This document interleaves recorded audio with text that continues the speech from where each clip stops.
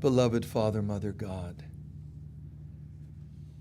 in this moment and through this service, sacred service today, show us what it means in the here and now to experience the ascension from our old selves to new selves, old life to new life, lower realms to the truth of God, to the higher realms.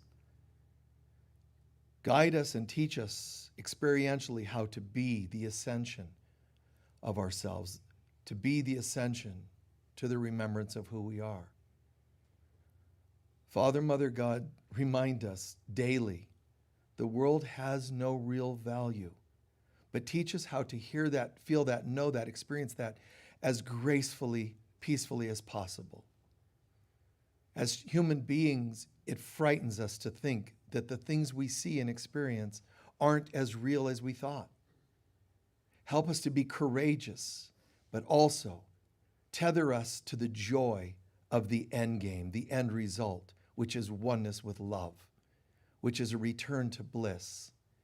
This will make our experience all the more graceful and peaceful, and one that we can share with others energetically through our presence, through our confidence, a knowing that all is well, all is in God's hands, and they can feel that from us so that we can ease their fears as well.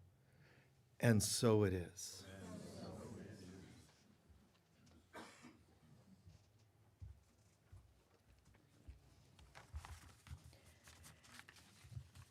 This selection is from White Eagle.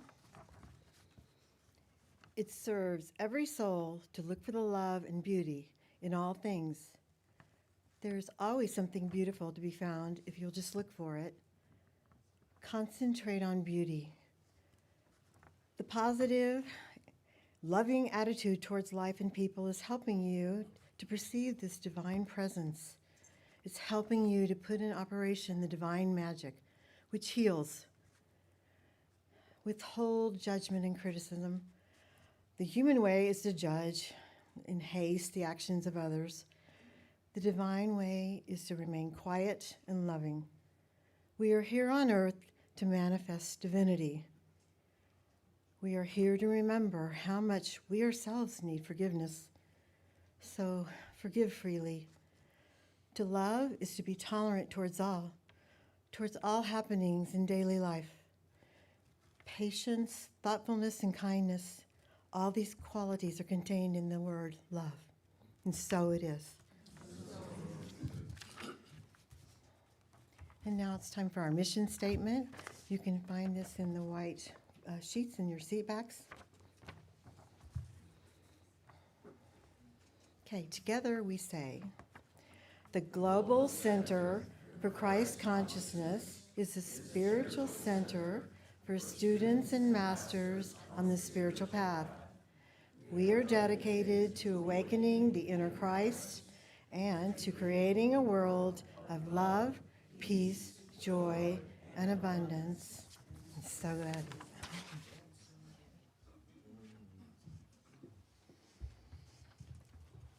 Wonderful, thank you. As you center within to the idea of what to share as your request for what to cover today and share today as our primary topics. What's going on in your life or the lives of people around you that you'd like to help them more if you had different feedback or more feedback on a topic? Or, like I said, for yourself, what do you want me to talk about today? Regret. Dysfunctional parents. Spiritual warfare. Hold on. After dysfunctional parents, spiritual warfare. Struggle. Preferences. Okay, one sec. Fear. Hold on. After preferences, there was what was struggle? No, we did. Okay, what else was here in this part? Fear. Okay. Non-terrestrial family disclosure. I can't even spell that. Somewhere there was atonement, and what else? Serenity. Inner joy. Divine love. Okay, hold on one sec. Yes? Say again?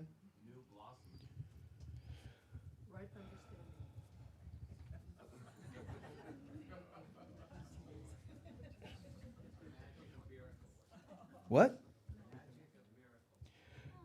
You know, it'd be easier if I asked what you didn't want me to talk about. I mean, really, it would have been easier to just knock off a few things and just say everything else on the planet. That's the longest list we've ever had, and I mean, I'm serious, like 15, 20 items. What?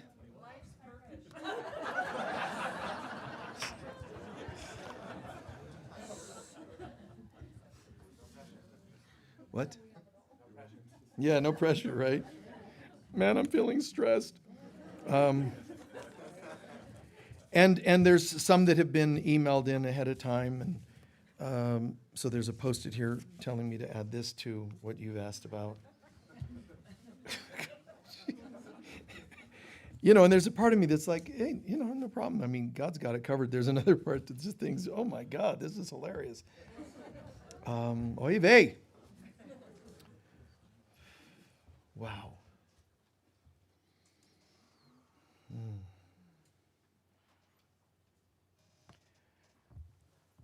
All the names of all the things we could bring up.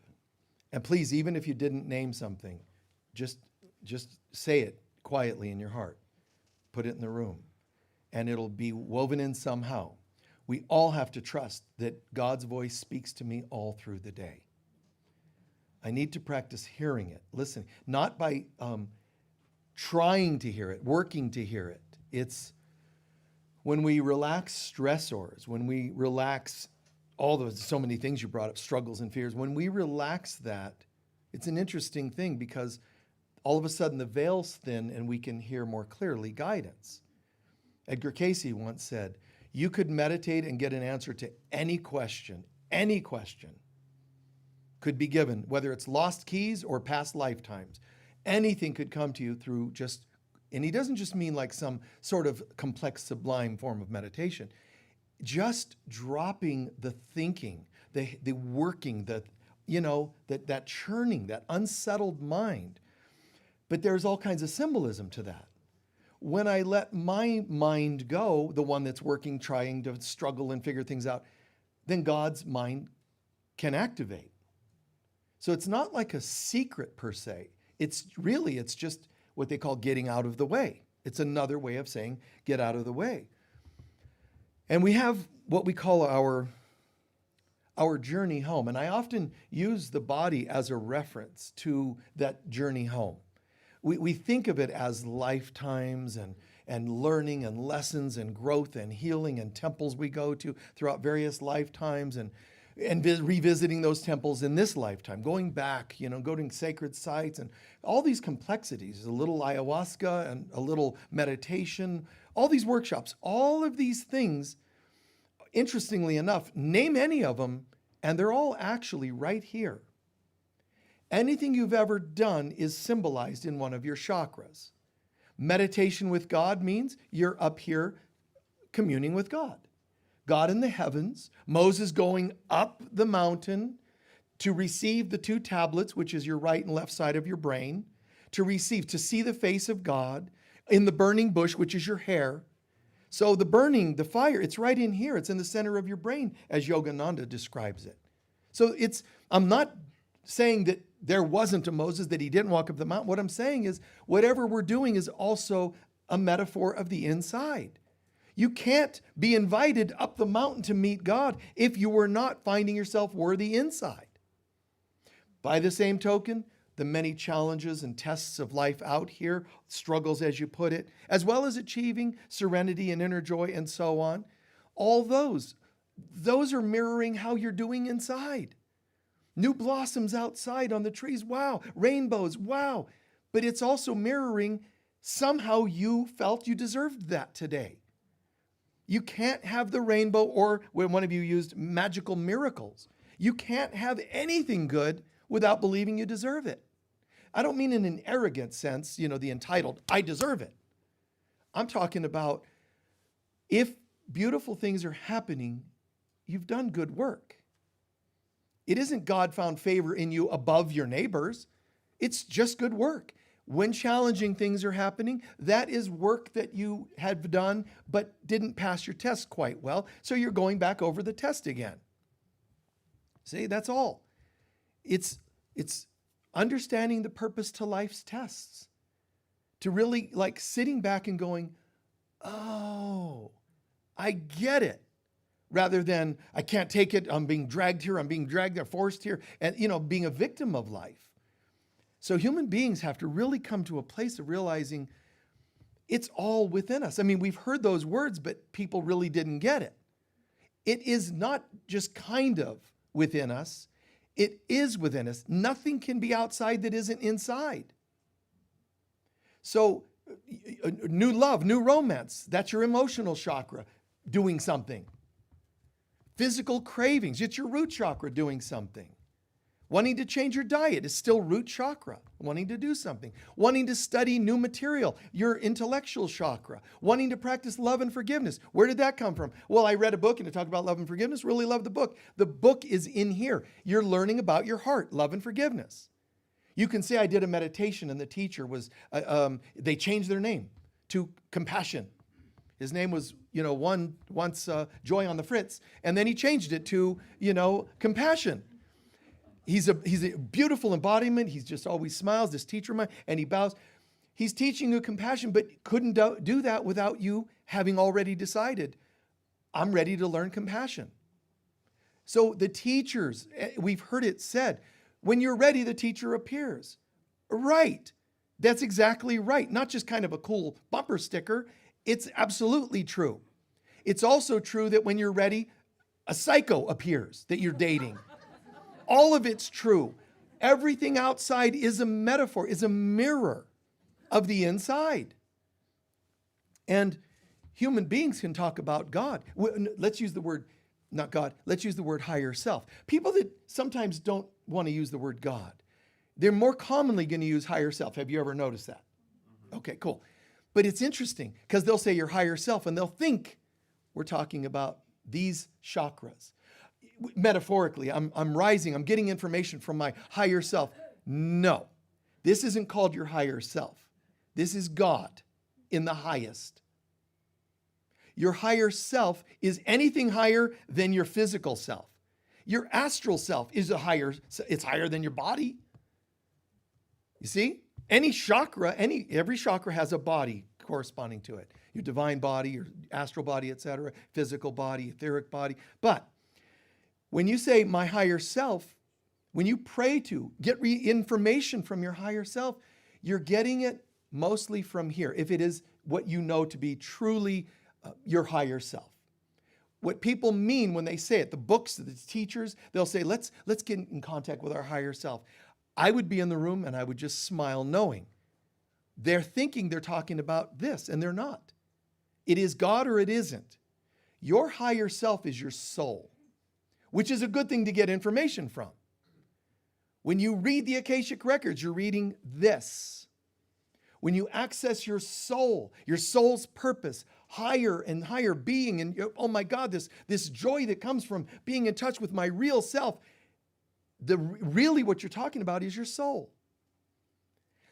There is more than your soul. And the reason people can't talk about God is because they're still either arrogant or wounded or religious wounds or whatever it is. So they're afraid to actually go all the way back to God. So they'll think they're talking about God, but calling it their higher self. There's motivational teachings, positive thinkers that will say, no, God is just your higher self. No, it isn't. Trust me, there's something higher than you. Even your soul, which is beautiful. Your soul. I mean, there's the human. I can't even not make a face when I say that. There's the human self. This is like, really? You think you're wonderful? You can't find your car keys. You've cheated on half of your partners and vice versa. So this is your human self. And you're constantly getting older and having new aches and pains. That's what you think is wonderful? God, there's got to be more than that. Thank God there is. And I found it. It's right here. This human self can't remember things when it's trying to remember them. What was the name of that movie again? And it's a divine being stuck in a body going, I just can't remember the name of that movie. Or, my wife, what's her name again? You could get yourself into a lot of trouble being a human who can't know anything. God knows. But my human self, what is going on with this thing? It can't remember. When it's time to remember, when I need to remember, it can't recall properly. And when it recalls, it's recalling wounds more than glories and so on. Now, that said, that's the human self. Guess what? Your soul is different. Your soul remembers everything. Your soul is the location of your flight recorder, known as your Akashic records. Your personal flight recorder, and it's also the access point to everyone's. The book of life in the Bible. The book of life. The book called the Akashic Records, Akashic Records. It's right here in your own soul. Wow. How do I access that? You have to be of the consciousness of the heart by growing up higher in consciousness, and all of a sudden you realize creativity comes to me more effortlessly when I'm in my heart, when I'm in my soul, when I'm in a state of love. I tend to forget and forgive more often. My human self refuses to let anything go. But when I rise in consciousness, not by any accident, not by any specific herb, no nutritional supplements go, oh, they're going to put it, trust me, it'll be on the shelf anytime now at your local granola stores, and your health stores, heart chakra food, guaranteed to put you in your heart. No, it isn't. You can't storm the gates of heaven. You can't force heart chakra consciousness. You're there or you're not. Whatever the chakra is that you resonate with, you're there or you're not. You can't have my heart chakra. I can't have yours. You can't have your astral experiences that you're not ready for. You can't have physical experiences you're not ready for. Everything is relative. What consciousness are you? Root, then that's what's happening. You're most activated here. Navel, then you're most activated here. Where are you mostly coming from? What occupies your consciousness most? And that'll tell you which chakra. Even favoring a certain color, really loving like a gem tone version, jewel tone version of like a red or an orange, beautiful. It's great. And it shows that you're working on being grounded and passionate. Love it. Other people are like, oh no, man, I'm purple and violet.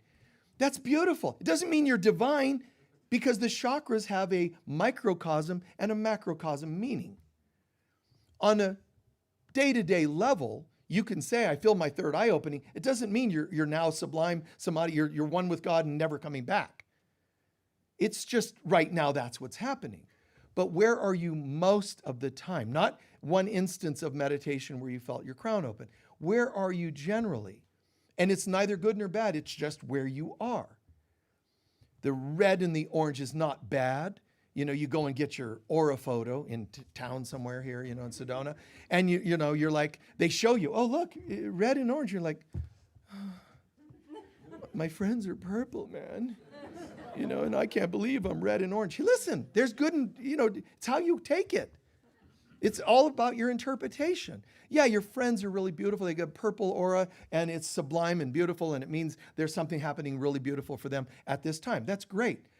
But they're not a great date. You need some red and orange if you want to have a good date.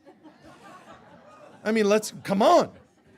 Do you want to sit there and be with each other? Then you don't need them in the room. Just be. But if you want to date, then you be needing some red and orange, man. Anyway. So human beings are, higher self. What higher self? This is higher, true. But why don't we also go from lower self to higher self to God? Why do we have to think higher self is it? By definition, anatomically, there's something higher than my soul. Higher. This is my true I am divine presence. This is the kingdom of heaven that Jesus says is within you. It doesn't mean literally ears and hair and eyes are your kingdom of heaven. It means metaphorically, the Trinity of God is symbolized in your upper 3 chakras. Okay, well, how do I get that? Atonement, some of the words you guys, used. How do I get that? The atonement and magical miracles and all that up here. You can't storm it. It's the more you heal, honestly, the more you heal your past and the more you practice love and forgiveness for yourself and others, the Kundalini starts moving on itself, it just organically. You don't want to be forcing the Kundalini energy because, and there's all kinds of reasons not to. You can see some of them, they're called Kundalini casualties. They're people who lose their mind a bit. They become overwhelmed, their nervous system, they blow their nervous system out. It can affect the brain, the mind, clarity, but also anxiety disorders. You don't just hear about this thing, Kundalini. Well, I got to go for that. And I always get the picture. It's almost like you're starting a Harley, Kundalini. Let's go Kundalini. And just force the Kundalini. It's not healthy, but it's also not real. Wait. Let it rise like a thermometer. As the temperature rises, it rises. You don't sit there and try to mentally force a thermometer to rise. Doesn't make sense. It is what it is. Whatever the temperature is, it is. And the Kundalini is a lot like that. What am I ready to experience? And there's a microcosm and a macro. Macro means the big picture. Micro means the detailed picture.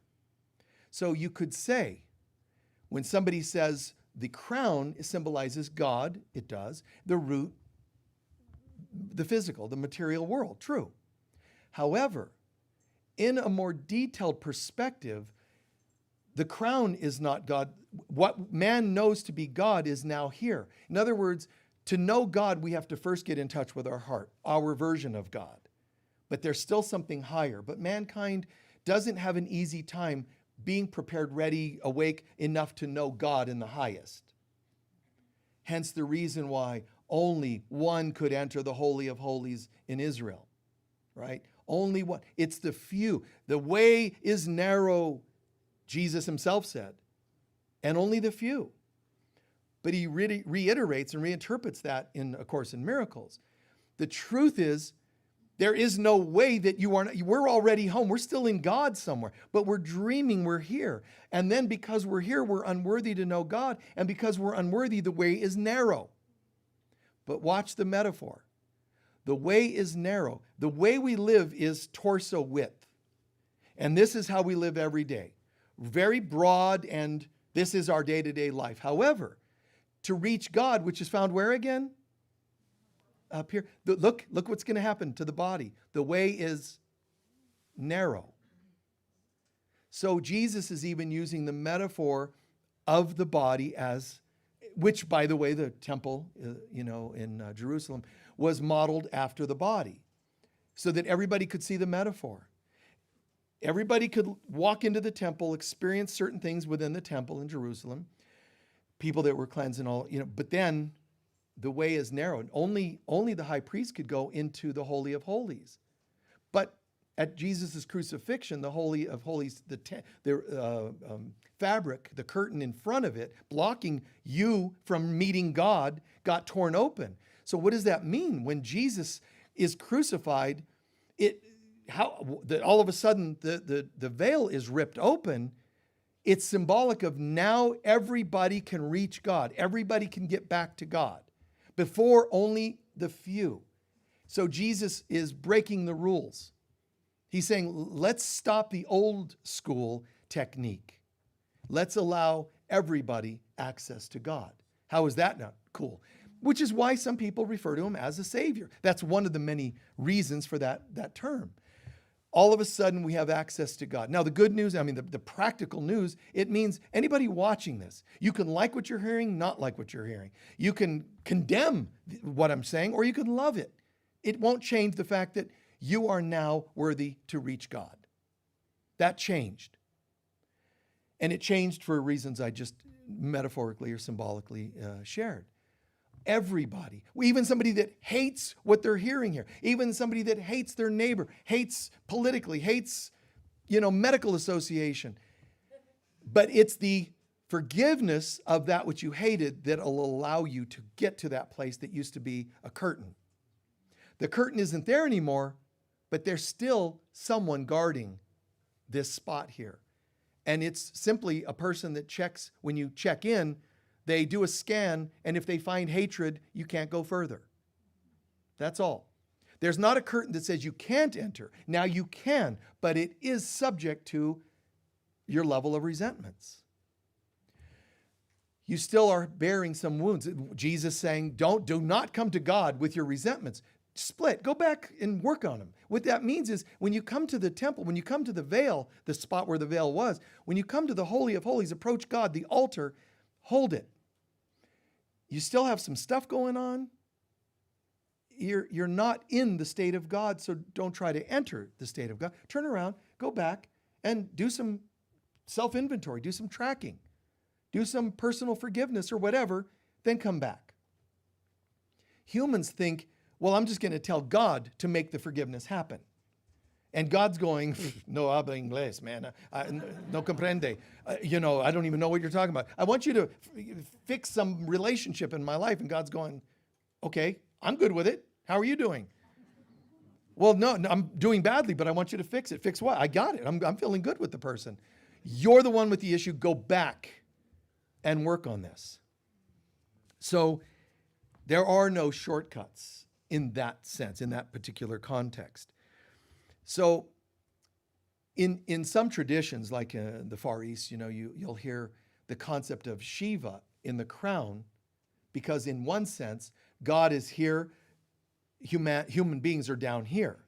In another sense, you could say technically, no, it's really God as you know it is here, until you're ready to rise and know God as God is, not as you perceive it to be. If it's our perceptions of God, it's still good because you're here. You're at a soul level, but you're not quite all the way home. So we can say that in one sense, there's this concept of Shiva and Shakti down here in the root. And when it's believed that when you start reaching certain levels of consciousness, something stirs in Shakti and she begins to rise.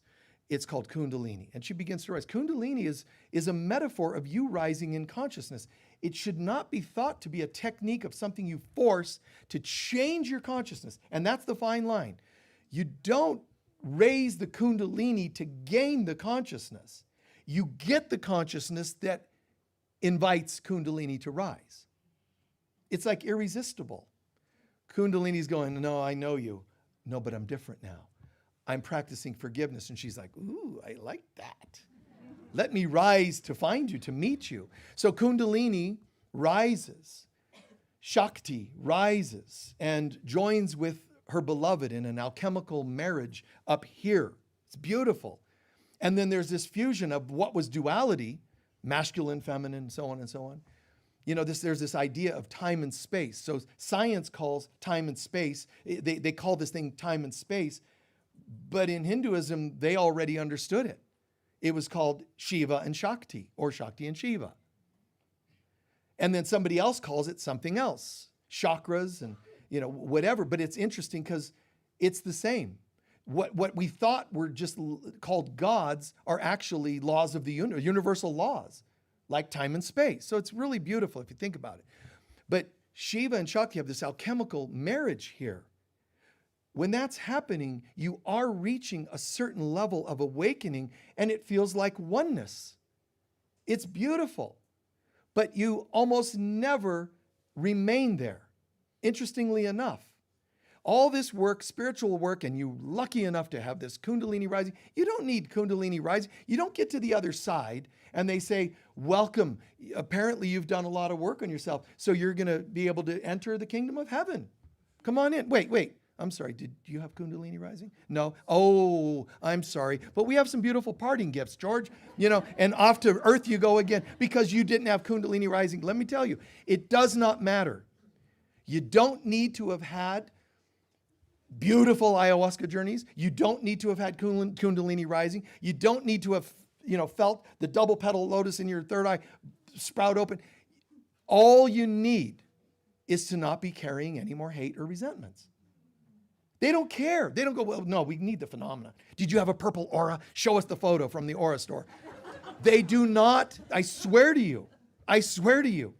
Call me on it when you get to the other side if I'm wrong. They do not do that. It's all about love and releasing the opposite.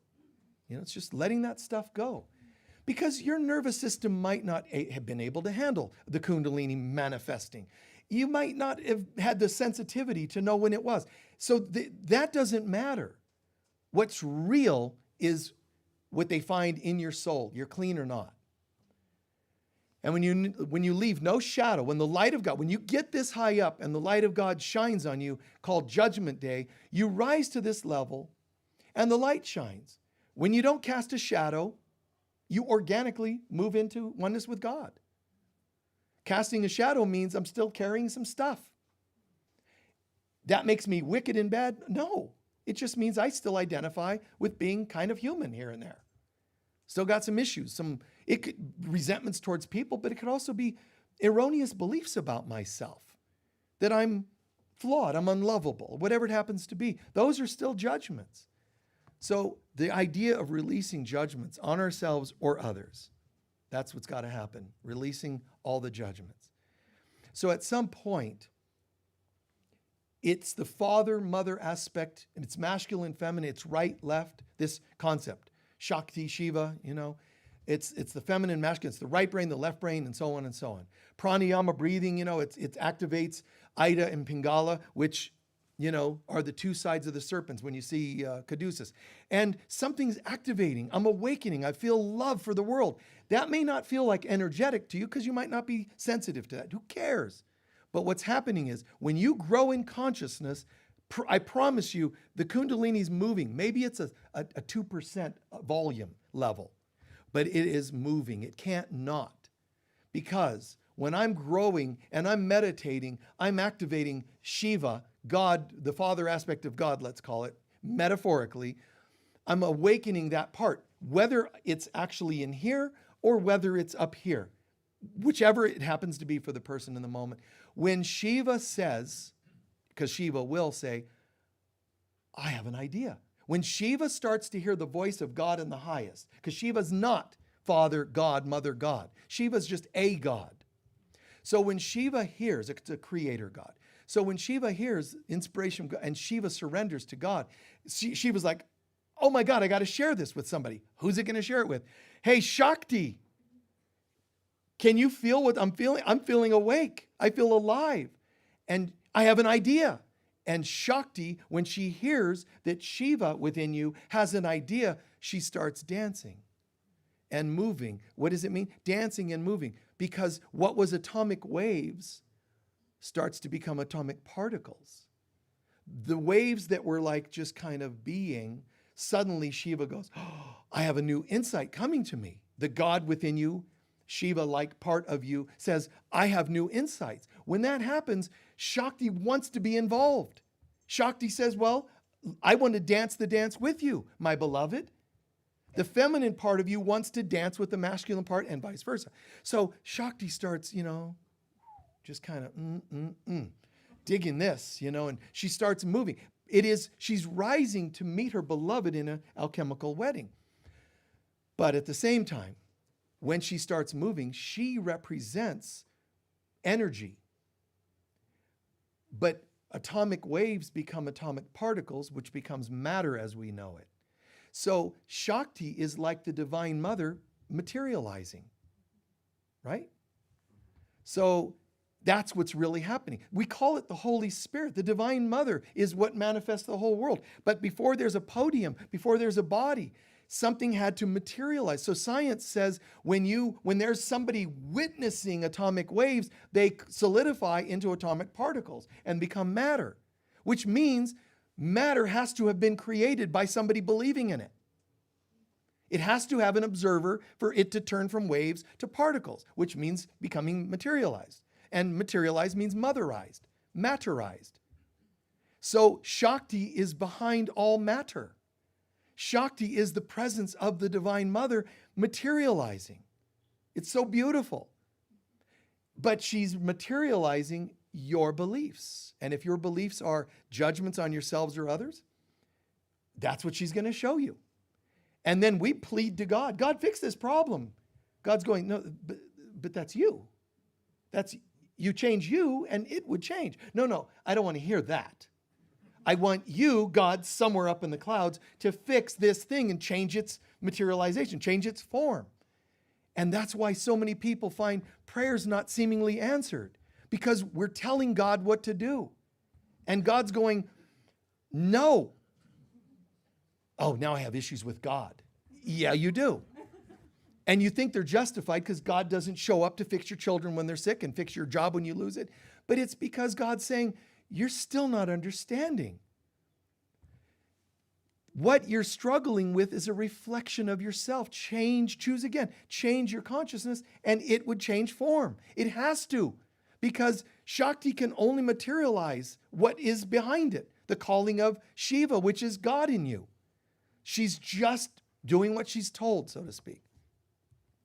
So as just a little more, just a tad more to finish up on this concept of Kundalini, don't buy into the things that tell you you need to make your Kundalini rise. Be careful what you ask for, because Kundalini has this tendency. Kundalini comes from Kundal or Kunda. It has various root words to it, but Kundal means like coil. So Kundalini is coiled at the base of the spine. And there's something that science is struggling to figure out, but it's called a Kunda gland. And that's near the tailbone, sacrum tailbone area. So when we start awakening, the tailbone starts pumping. If you know craniosacral work, you'll understand it's included in that. So it starts pumping and moving, becoming activated, because Shakti's going, whoa, something's happening. This person is awakening, they're meditating, or God, there's a holiness that has come into their life, forgiveness or whatever it is. Wow, miracles, it's beautiful. So she starts dancing because she has to materialize it. And some people think energy is spirit, matter is the material world. No, energy is part of the illusion of the material world. There is something higher than what we think to be invisible energy. There's visible and invisible, which is still the material world, parts you can't see, like molecular structures or atoms or subatomic particles and so on. Just because you can't see them doesn't mean they're real. There's something behind even the invisible that is the presence of God. And it's pure light. It's neither matter nor visible nor invisible. It's beyond that. So even the energy, we could say that Shakti is chi. She's prana, right? She's energy. But she's also the materialization of the energy. So we start to realize, well, the Kundalini rising, it's something beautiful about this. And it is. It's very beautiful. But you end up in this concept of Devi. It's like divine. Durga, like the word divine. These various names for the Divine Mother are kind of even sound like it sometimes, Devi and divine. So the Divine Mother is the Holy Spirit. Shakti is one expression of the Divine Mother. Saraswati, you can call it a pantheon of gods or goddesses, but listen, the whole universe is really the Divine Mother, and we just split it into names. Kuan Yin or this or that, they're all the Divine Mother. The Divine Mother is what formulates your body. We can give it a creator God did this when the universe was being created, and another creator God was in charge of a certain race of people. I know all that, but it doesn't matter because all of them answer to the Divine Mother. So matter, all the universe is the womb of the mother. She's in charge. And it's sad that religions and people and philosophies kind of switched everything over to being run by the masculine, and it isn't. And I'm not being feminist or patriarch. I don't need to be. It's just the truth. Everything was originally talked about as being the mother behind it all. She gives birth to the Christ in us. We have it in us, but she gives birth to it and brings it to maturity. The mother is in charge of all this. Now, even Kali, Kali, crazy Kali with, the necklace of heads and, bowls of blood. I would like to I want to commune with Kali. Who says that? She's just like, crazy as can be and blood pour, But Kali is also derived from that word Kundalini or vice versa. So Kali is saying, if you could get her to calm down enough to talk to her, she would say to you, here's what I'm really doing. When it says that I'm fierce and I'm taking heads, what I'm doing is removing your memory, your head, of each of your lifetimes. So my necklace of heads means I have all of your former lifetimes, because when Kundalini's rising, it clears not only your chakras, the space between your chakras, everything found in each center. And the blood that she's got a bowl of, and she's got blood hanging from her mouth. What she's saying is, I'm drinking the blood, which is the pain from your past lives. So she's actually cleansing you, clearing you. Why is she made fierce then? Because you don't want to be cleansed. The reason she looks fierce is because you have an ego and you want to control everything. So she's going to look fierce, like she's taking everything from you, but she couldn't be rising if you didn't call on her, if you weren't ready to let go of some things. When you start complaining and filing reports to God about what Kali's doing to you, you're a hypocrite, because you're saying, I want to grow, but I don't want to let go of anything. You see? So it's very interesting if you think about it. I hope that's not too much information and anyone. Okay, good. Thank you. So this is like, I get it. The gods and goddesses of Olympus, of any place, Shambhala, any place ever talked about in mythologies, they're all right here. Kali is within me. Durga is within me. Deva is within me. As is Zeus, Odin, this, that, and the other. All of these concepts are within me. And I need to get on board and realize my spiritual journey is a journey within myself. And the Kundalini is a symbol of that rising. Now, that's Ida and Pingala. And they rise up here and they join as Shakti and Shiva, each one of them being in charge of one half of the serpent's rising. But there's a central channel called Sushumna. And that's the one that is non-dualistic. That's the one that I call the Christ channel. Here is the masculine feminine, and people think that's all, man, I want to be into the divine feminine. That means you're kind of like this. Here's my Kundalini. Or hyper-masculine. Here's my Kundalini rising. That doesn't sound cool. So this looks really cool. Yes, much more balanced. That's one step. First, you're going to lean towards being male or female, hyper-male or female. Then you're going to eventually come to a nice balance of male and female. But you're not done yet, because in this channel, there is no male or female. That's the Christ channel. And that's when Shiva and Shakti marry in an alchemical marriage up in my mind. And it's in the book of Revelation as well. The bride is given to the bridegroom. It's an alchemical marriage described in Revelation.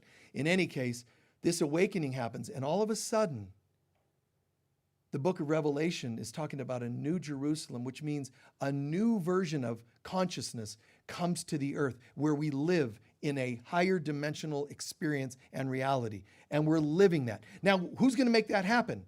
God's going to go, well, I don't know if you guys are ready, but here it comes. Boom! The New Jerusalem lands on the earth, splatters like a sci-fi movie, crushes all the cities that it lands on. No, it's a frequency. It's a dimensionality. And we don't get the New Jerusalem without us being prepared for the New Jerusalem. We have to be in the consciousness of it for it to arrive. Does that make sense? Which is kind of a drag, because we'd like it just to arrive. I mean, we have to work, yes. But why? It's so much work. It's only work because we think we're unworthy and we put all these obstacles to have to work on. Just keep loving the hell out of everything to where there's no hell. Then you wouldn't have any challenges getting to the New Jerusalem. And in that New Jerusalem experience, oh my goodness, and now there will be no sun and moon to light. Everything will just be lit. What does that mean? You won't need the sun to light the earth. we'll be walking in the light. Mary Magdalene is described as having lived out the rest of her years in the Pyrenees Mountains, this honeycombed mountain range in south of France. But it's all dark in there, and they would say this is trippy. Like, how did this woman, and she did, live out her years in the Pyrenees and in these catacombed caves that are like, they are considered probably to be the deepest, longest catacomb of caves on the planet. How did she live in there without light? Because they said she never needed light. When you activate this, you're lit all the time. You're awake. So the path you walk is lit before you. You don't need the sun. You don't need a torch. But also, as Jesus said, I have food you know not of. So you don't even need nutrients because you are in remembrance. You're in a state of remembrance. There's no need, no pushing, no pulling, no grasping, no more challenges. I don't need to work on forgiving something because when you get to a high enough level of consciousness, you can't imagine not forgiving something. You can't even imagine, I can't even remember it needing forgiven. You follow? It's not there. And that's really your best sign of growth. It isn't, I'm feeling Kundalini. It's, I'm feeling peace when I think about that person. That's better, more important than any other kinds of surges and, all this cool stuff happening. Gold crown, purple aura, and yeah, that's all really fun. But I learned the hard way that, and we all have to go through the same kind of epiphany here, and that is the rude awakening here. And that is that when people are talking gold crown and purple aura, and then they cheat on you, backstab you, gossip about you, you realize, you know what? I don't care about purple auras anymore. I want integrity. I just want the real deal. Yeah, but this person, oh my God, they have a golden energy, a light around their head. Yeah, and a knife in my back. I don't want to hear it. I don't want to hear all the cool special effects. I want to know the real. How are they in here? And in here means I might still light up a smoke. It might mean I still cuss once in a while, but at least I know and I'm honest about it. I don't do synthetic things to make my aura look more purple. I don't dye my aura in purple so that it shows up on the camera. I don't care. All of us will come to this. I don't care anymore about the profound words. I don't care about the special effects. That gold, generally, you can't not have a beautiful aura and it not represent something in here. What I'm saying, though, some people are born and they might have a really special gift, but still be hateful people. And some hateful people might reach heaven before those others because of humility, not because of the color of their aura. Pure, humble humility. When the last shall be first and the first shall be last. Those who were almost completely enlightened but think they're better than anybody else shall be last. Those who were saying, I don't know about any of that. I only know that I'm working on my addictions. I'm working on this and that. And it's profound because I love people more than I ever have. You're rising. The last shall be first. It's amazing. It's not the garment you wear. It's not the magical things that you were told this is going to get you into heaven or whatever. It's just be nice. Live kindness. It's all called love because kindness is an expression of love. So is affection. Whether it's for a wounded animal or just a beloved animal. It could be a friend, a partner, whatever. Just random acts of kindness. Those should be the natural phenomenon that you're seeing related to a raising consciousness. It's not just Kundalini, but still understand Kundalini's real. But don't believe any teacher or book that tells you you should force it upwards. I'm telling you, be careful what you ask for. Because once Kali starts rising, man, it's not because she is bad, okay? She and bad, no. It's because if you're not ready and you're trying to force Kundalini up, the very idea that you're impatient or that you're arrogant enough to want to have instant enlightenment is going to be some of the hits she takes. It's going to be some of the blood she drains from your being because she's saying, hey, no, This isn't real. You can have a beautiful Kundalini experience, and it's sort of overseen. It's all the Divine Mother, but it's overseen by the Divine Mother, maybe in the form of Devi or Durga, some other form, Saraswati, whatever, of deities, of guidance, of energies, of even angels.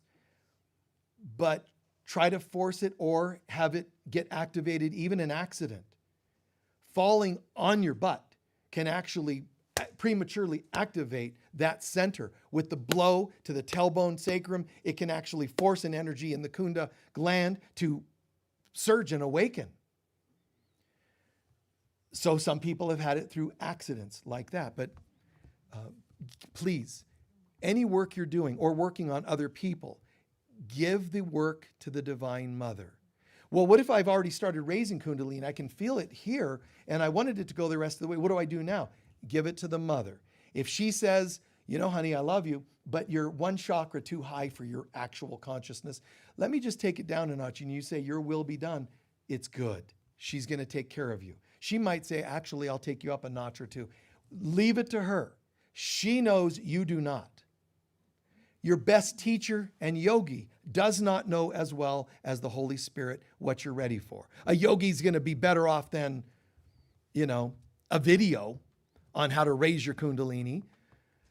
I'm not saying there's no good material out there on the video. I'm just saying that a yogi's with you and can walk you through that if they're really, really enlightened and they understand it. But nothing can beat calling on the Holy Spirit. The Holy Spirit of God. Whether it's healing work you're doing and you want to activate it to another level, go to the Divine Mother. She's in charge of it all anyway. So even when you go to, for lack of a better term, lesser beings, even when you go to lesser beings, you're tempting them to be your God.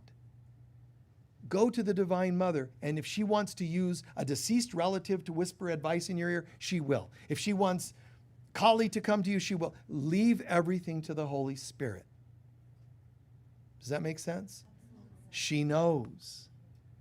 And some of us don't realize it. In our weird religious sexist behaviors, beliefs, we have a weird block to believing in the Divine Mother. Well, wait, what about Father?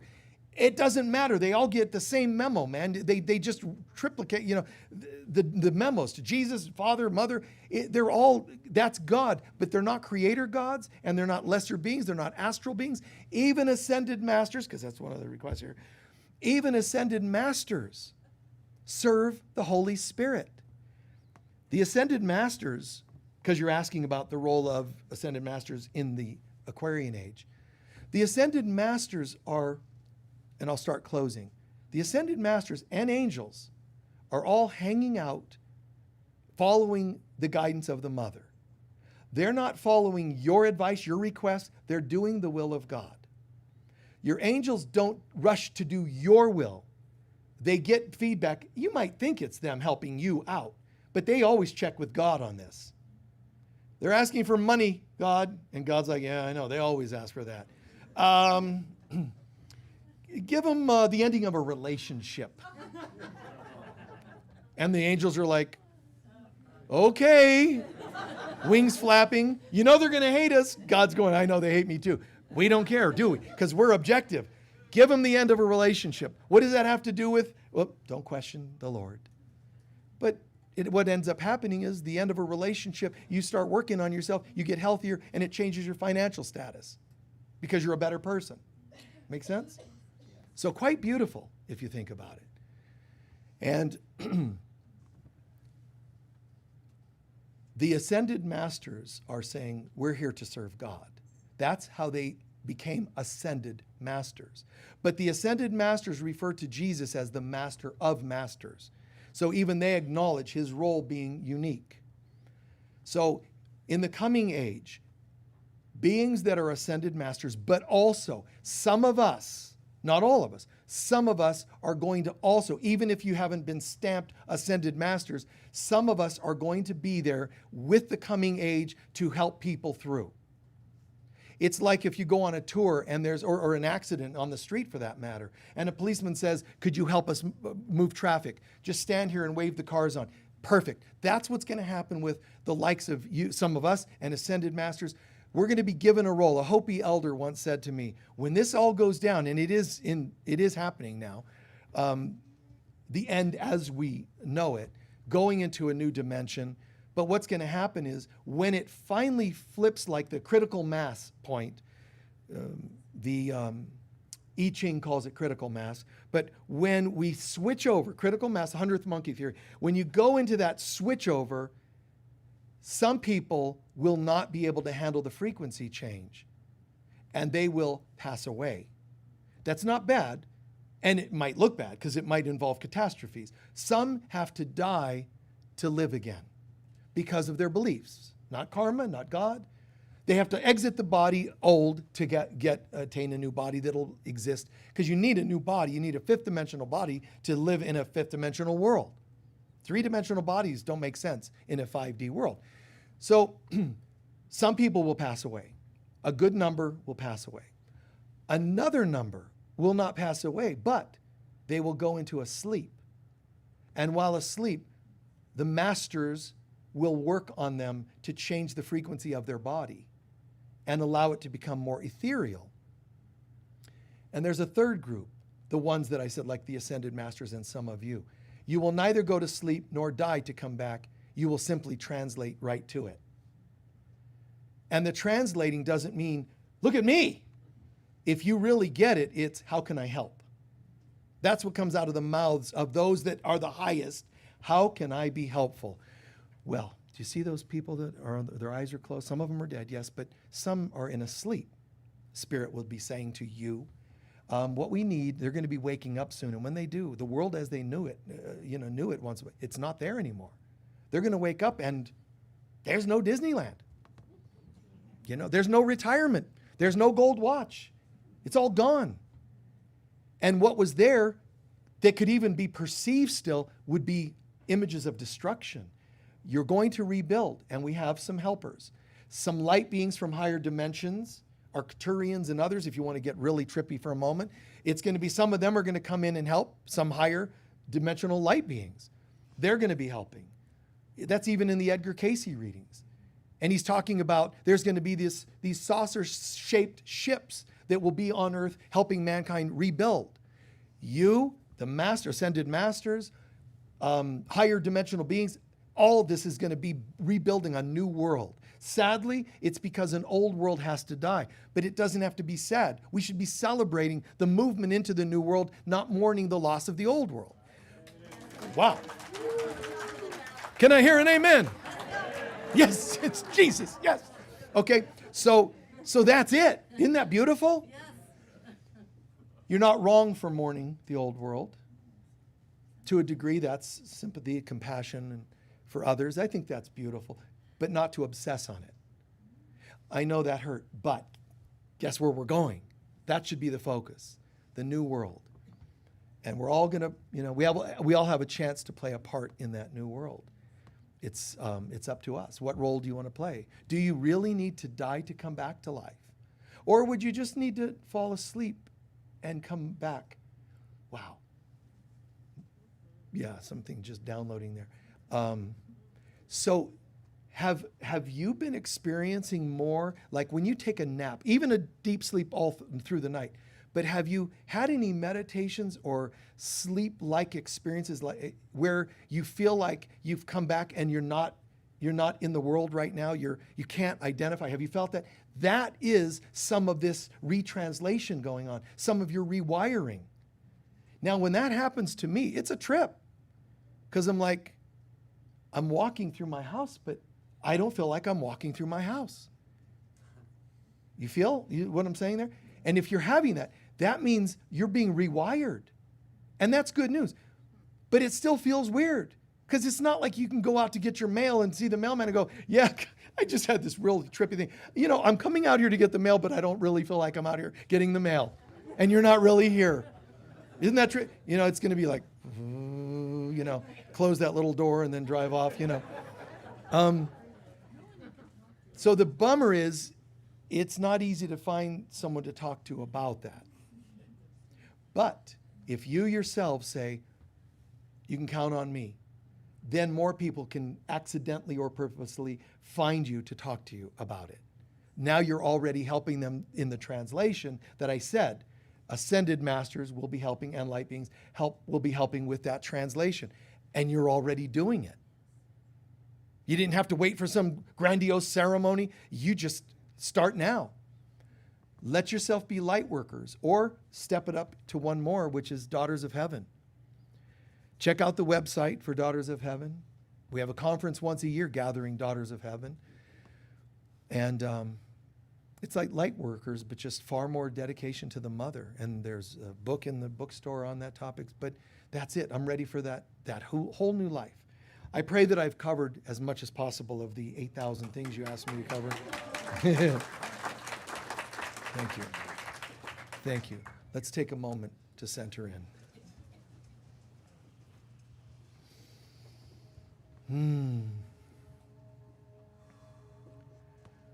We'll spend a few minutes in a prayer meditation, and then we'll do our closing prayer. But for a moment, soak in the experience. It looks like it's a room with chairs, bodies, and a talk.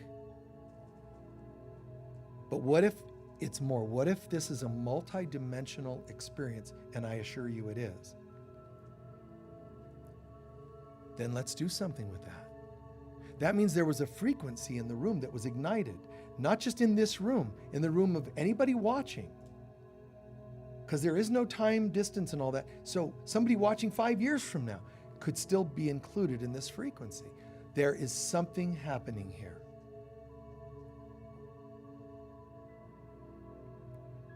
And I, meaning any one of you, am a part of this. It is not an accident that I'm hearing this talk. It can't be. There's no such thing. God designed me to be here, yes, but you chose to listen. So you're one of what they used to call the few. Because everyone is called, but only a few choose to listen. Today I listen. I'm here. Wow.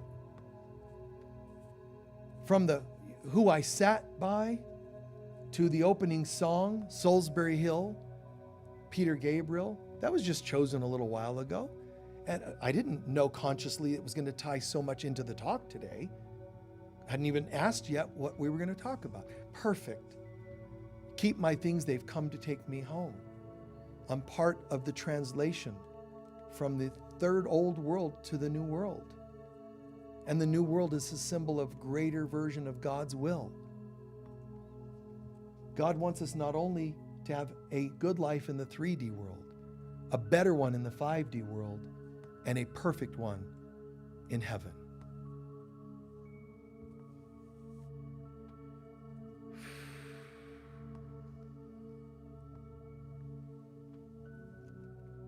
Feel that. Allow that. Allow that to take shape in your consciousness, in your mind.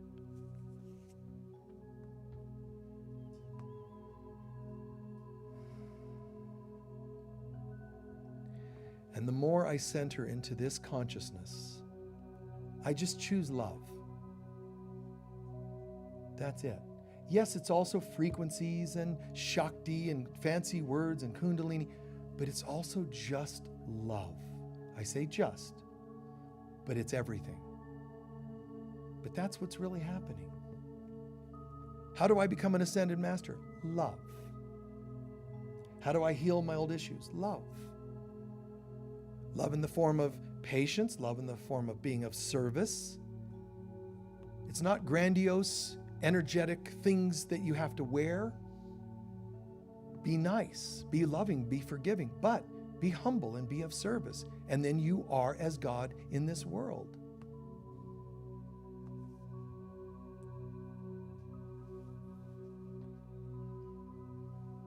Imagine for just a minute. Listen to the tones and the feeling of the music, or the vibes in the room. This is, as far as we know, for right now, the closest we can get to heaven. Believe that, but also embellish, fill it, brighten it. Let it be fanned into a greater flame. So just imagine, what if God's will, God's love is right here, right now, in my heart and soul?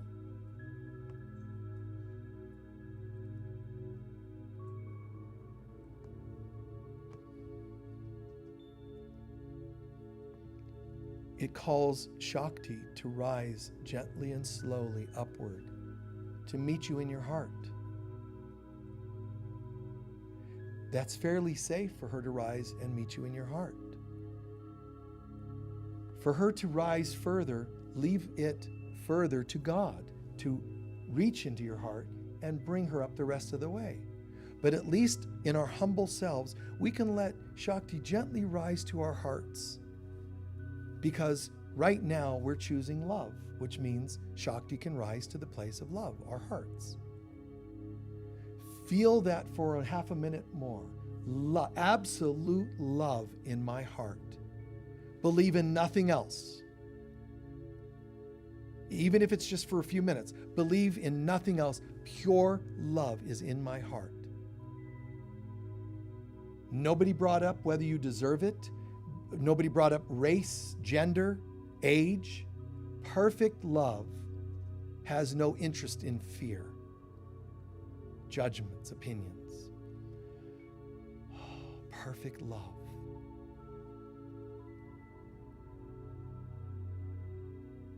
I can love everyone.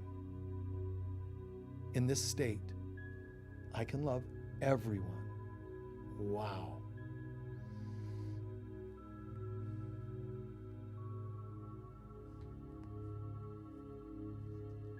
Affirm that you exclude nobody, not a single person or thing. Not a germ, not a virus, not a dead thing, not cruelty. Sending love to all of it so that all the previous reflection, the old world, the reflections of the 3D can go. And then Shakti can energetically dance a different dance and bring in a different experience. Do you feel you can do that? Do you feel like you're ready to hold that energy in this world? If so, repeat quietly in your mind, and so it is, meaning, I get it, I'm done, I got it, this is good, I'm owning it. And after you have that moment of owning it, one deep breath in and exhale out. Nice and vivid. Good. Stand in place, please.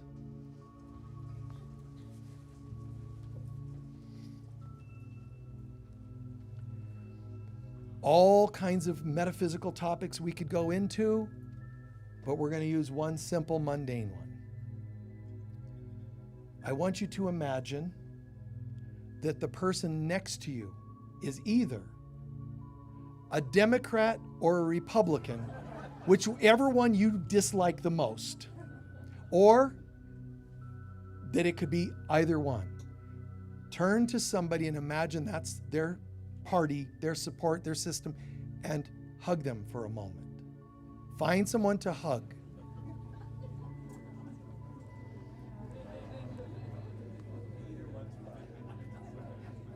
That's okay. Yep. You can. Yep. There you go.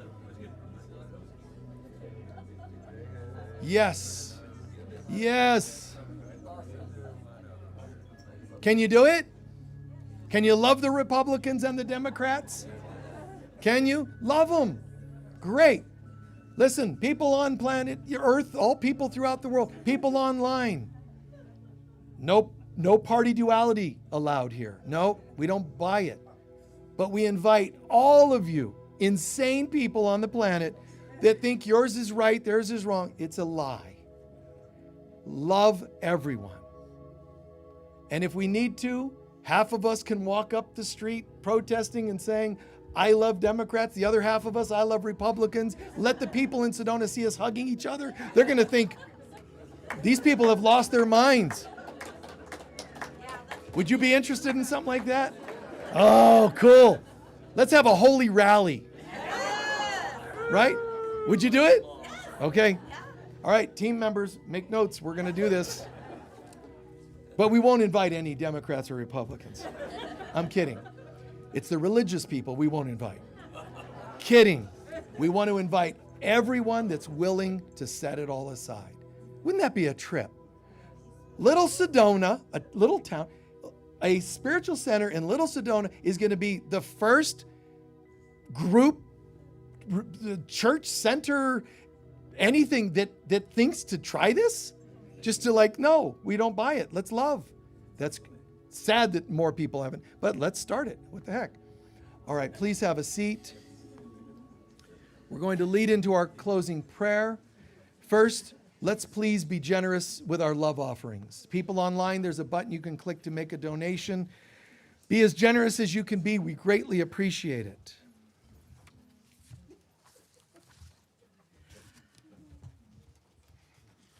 Oh, what have we started? Isn't that a trip? Yes. Wow.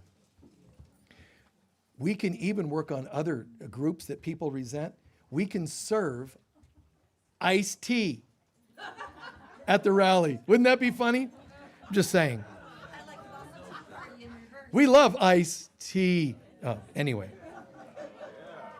God, that'd be great. Why not? Let's shake it up, man. Kali. Let's be Kali and shake things up a little. Shiva, let's just cut away illusions, Anyway.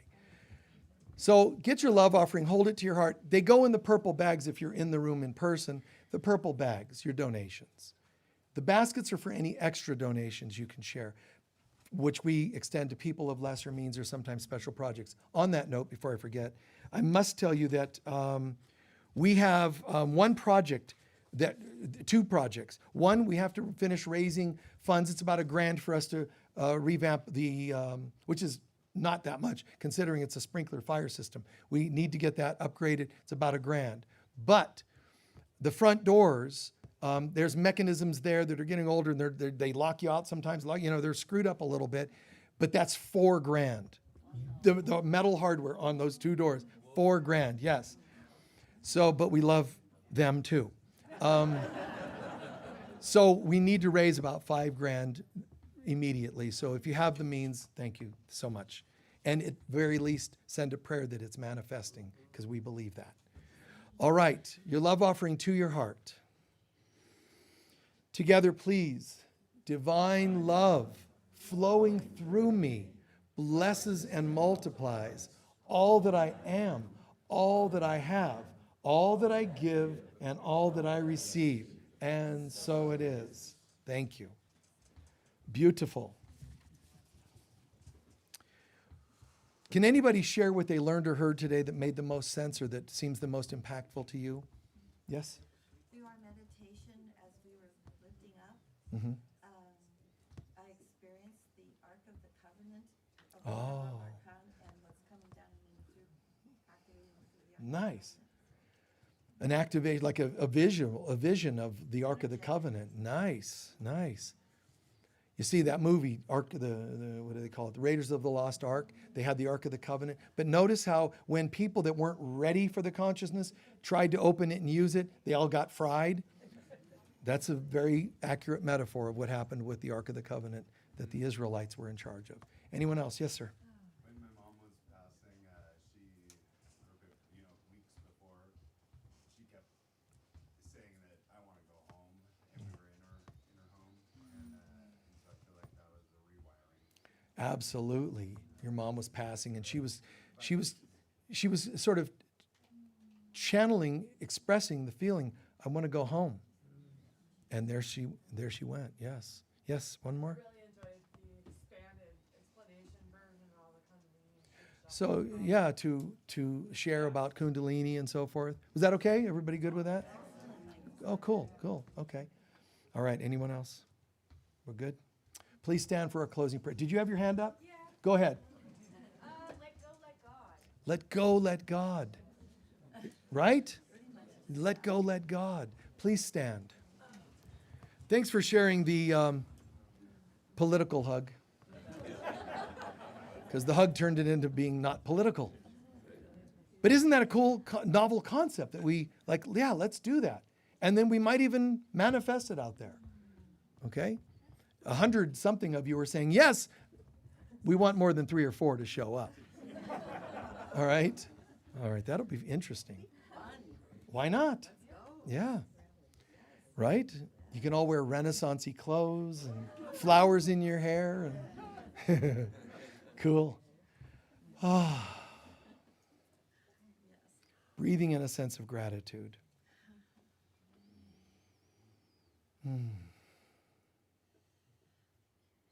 We speak affirmatively with confidence that the light of God surrounds us. The love of God enfolds us. The power of God protects us. And the presence of God watches over us. Wherever we go, God is, I am, we are, and so it is. Absolutely. Peace be with all of you. Thank you.